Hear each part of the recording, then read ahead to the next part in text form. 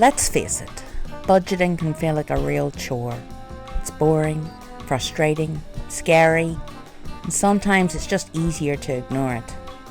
But if you're serious about finally fixing your finances, it's time to face the music. Think of it like going on a journey. You need to know where you're starting from to get to where you want to be. Today, we're talking about the first step to taking control. Know your numbers. The numbers in question are your income, expenses, debts, and cash flow. Don't worry, we'll go through each of these one step at a time. First up is income. How much money do you actually have coming in every month? Count everything. Your salary, any pensions, child benefit, maintenance, any other benefits, add it all together. Now don't forget, you need to make sure you adapt any weekly or fortnightly or 4-weekly incomes into the monthly amounts so you don't get mixed up later on. Your income sets the foundation for everything else. Now let's tackle where your money is going, your expenses.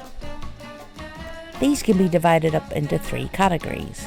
Your needs, the essentials, your wants, the fun stuff, and your obligations, important stuff you can't get out of. Don't get too bogged down with the detail at first. Start with the big ones, the essential stuff like your mortgage or rent, utilities, food, childcare, and your transport costs for work. Now, take a look at your lifestyle. Netflix, takeaways, that coffee habit we pretend we don't have. No judgment, I like the odd latte as much as the next person. Cinema visits, days out, all that fun stuff. Now, this is going to be a bit more tricky. All those wee purchases are hard to keep track of and they soon add up. What you could possibly do is take a look at your bank statement and try and add up all the amounts from your favourite shops or coffee places or your pastimes. Next, the things you're committed to like life insurance and your minimum debt repayments. Talking of which, that's our next number. How much debt you actually have.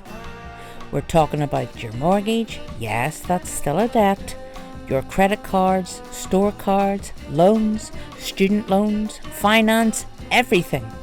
Don't guesstimate, actually write it down.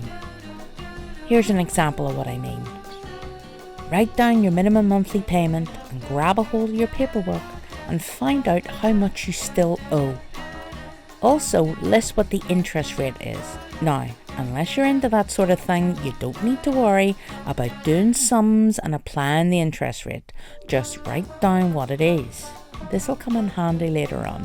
Listing all of this will be a pain and it might lead to some uncomfortable reading, but you need to know where you stand to start to make a plan. We can attempt to get our debts in order at this point. It'll give us an idea of how we want to tackle them. Let's simplify this list to just 4 for now. Now there's 2 schools of thought on how to list debts. The first is the debt avalanche. You put the debts in order of the highest interest rates downward. Most financial people say, oh, this is the best way as it saves the most amount of interest in the long run. However, it might take a long while to get rid of just the first debt. I'm more of a debt snowball kind of gal. With this method, you put your debts in order of the outstanding balance. You get rid of your smaller balances first, and psychologically it makes you feel you're actually getting somewhere and more inclined to stick to the plan. Finally, let's figure out what your cash flow is. Total income minus all your expenses equals your cash flow. For example, your income is £2,500. Your expenses are £2,350. Then your cash flow is £150. This is your wiggle room. And if it's a positive amount, great, you've got room to manoeuvre. If it's negative, don't panic. This is just the first step to turning things around. So why does all this matter? Why am I making you do all this boring homework? Because knowing your numbers gives you clarity. No more guessing, no more avoiding. You've got the facts, and now you can start fixing the problem. You never know, it might not be as bad as you think. So grab a pen, jot down your numbers, and take that first step towards financial control. Don't forget, financial freedom isn't about being perfect. It's just about making progress. Bite-sized changes can lead to big savings. In future videos, we can look at stretching that cash flow and finding some extra money in your budget. Stick it in the comments if there's anything in this video you'd like me to cover further, or any other topics you want me to go through. If you find this helpful, stay tuned for more simple hacks to make your money work for you. See you next time.